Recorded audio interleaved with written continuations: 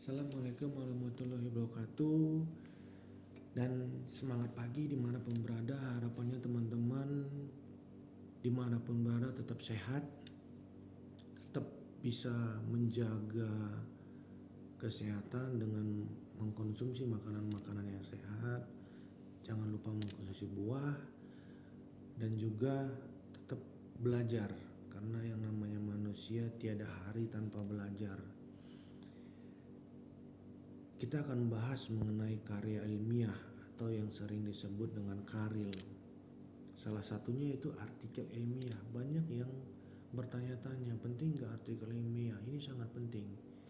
Jadi ini menjadi suatu hal yang memang di dunia akademisi ini menjadi suatu hal yang kompleks.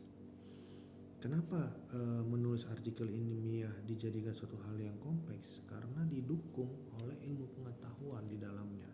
Jadi bukan hal yang sembarangan asal nulis sudah artikel ilmiah, tidak.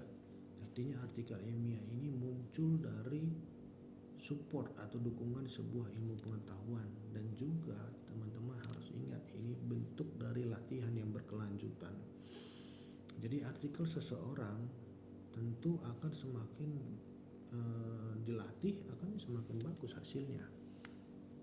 Tentu orang akan melihat bahwa artikel ini dipublikasi di mana, apakah di jurnal yang terakreditasi atau tidak. Ini akan memiliki tahapan-tahapan yang semakin maju dan semakin meningkat. Dalam isi tulisan akan mencerminkan seberapa banyak Anda membaca. Kenapa seperti itu? Karena memang apa yang Anda baca dari beberapa sumber itu akan Anda tuangkan dalam bentuk tulisan. Sama dengan makan, bagaimana Anda mengunyah. Tapi di sini bukan mengunyah makanan, kita mengunyah informasi. Kita mengunyah berbagai informasi dari bermacam-macam sumber, baik itu primer, sekunder, seperti itu. Jadi teman-teman harus bisa mengembangkan ide dari sumber-sumber yang kita sudah baca. Tanpa membaca berbagai sumber dengan cukup, pasti Anda akan kesulitan untuk menulis.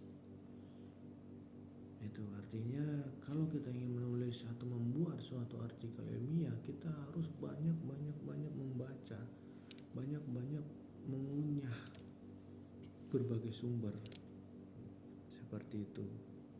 Jadi kalau kita melihat apa sih yang perlu kita capai dalam belajar membuat artikel ilmiah, apa capaian yang kita inginkan? Tentu yang pertama kita harus bisa merumuskan permasalahan. Kita harus tahu apa nih permasalahan. Tentu permasalahan ini banyak, tapi permasalahan yang sesuai dengan bidang ilmu kita. Jangan melenceng ke A, ke B, ke C. Kalau bidang ilmu kita manajemen, ya kita ke manajemen. Kalau bidang ilmu kita ekonomi, kita ke ekonomi. Kalau bidang ilmu kita politik, ya kita politik. Jadi konsisten itu.